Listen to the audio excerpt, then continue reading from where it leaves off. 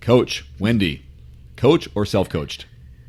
I had a conversation with this last night with an athlete who's looking into coaching, and currently she follows a general plan that she found on Training Peaks. And so the main difference between coached and not coached, number one, is coaching will give you education and accountability. I think those are the two key reasons people hire a coach.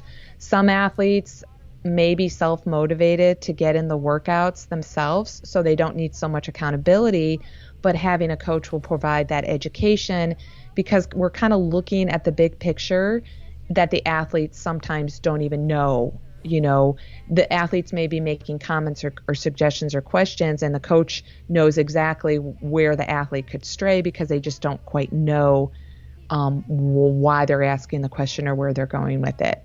Now, a self-coached athlete, someone who prefers, like myself, I have my life schedule. My schedule is pretty flexible with my job and my training, and so I've been doing the sport long enough that I don't want someone telling me what to do on certain days. I like to kind of pick and choose based on my schedule and how I'm feeling today. So if I've had coaches before and I followed the plan that, when I had coaches before, I mean, I didn't stray. The reason I was paying them is so they could tell me exactly what to do, and I was going to follow it to see where it took me. But then I realized over time that I have that education. I hold myself accountable, and I'm fine being the self-coached athlete. So it really goes back to the why. If you're thinking about getting a coach, make sure you interview a few coaches that you're thinking about hiring. Make sure their philosophy aligns with yours. And again, ultimately make sure you answer that question of why would you need a coach? Are you looking for a training plan, the accountability, the education, whatever it is?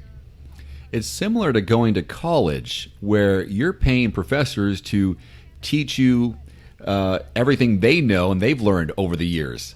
You Right. hire someone to tell you in an hour and a half what it took them 20 years to figure out. Right. Or That's a really good point too. Yeah. similar to even buying training courses when you want to learn about a special skill or piano, for example. You can buy a piano program or buy a video course on how to play the piano, or you can try to figure it out yourself. Right. How much time do you have in your hands?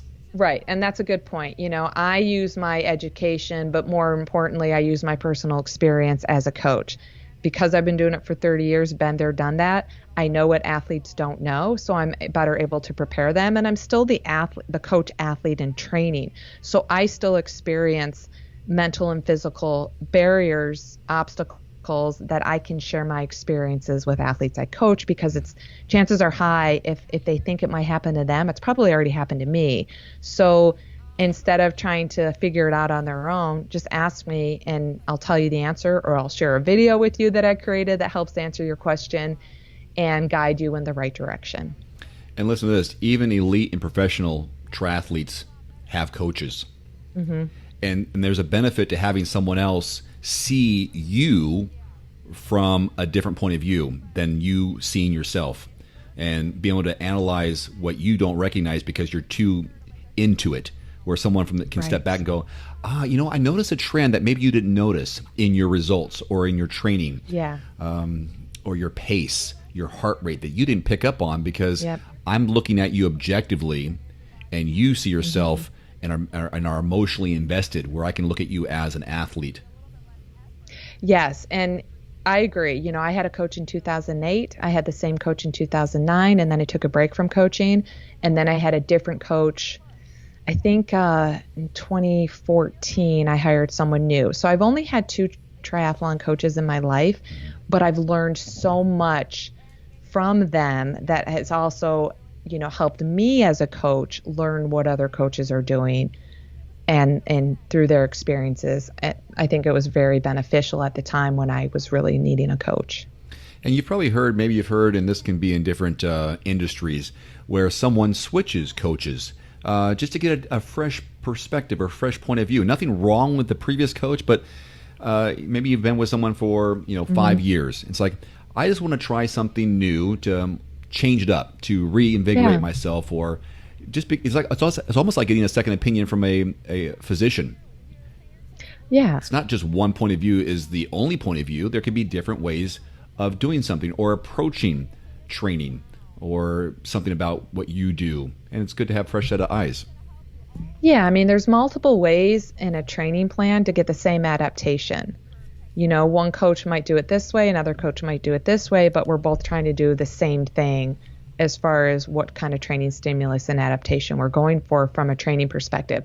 Some coaches communicate more than others. So again, going back to if you're seeking out coaching, make sure you look at a variety of coaches to see what they do and make sure it aligns with your philosophy and your why and what you're needing.